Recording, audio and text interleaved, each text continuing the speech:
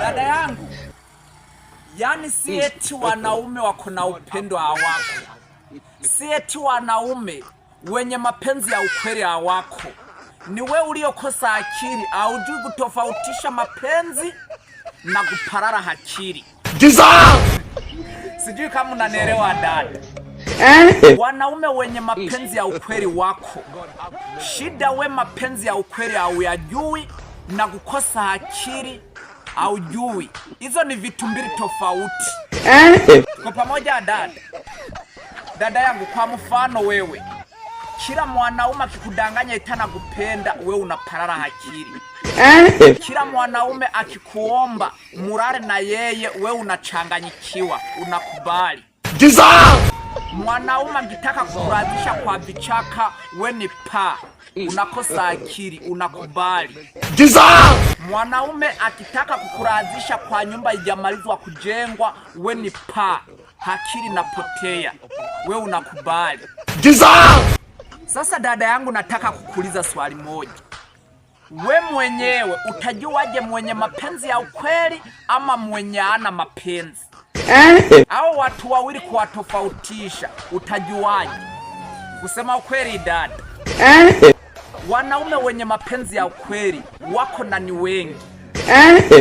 Shida ni wewe hauna akili. Shida ni wewe uliochanganyikiwa na maisha. Mwanaume akikwambia eti anataka kulala na wewe, wewe umeshakubali. Haujui kwao, haujuani na watu wa kwao. Kwao hakuna mtu anakujua kwa familia yao. Wewe unaparara akili.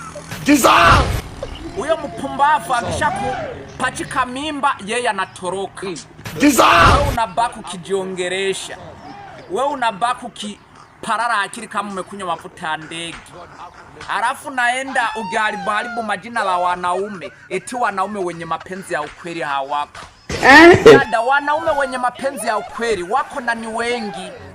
Shida ni wewe haujui kutofautisha mapenzi na kuchanganyikiwa na maisha.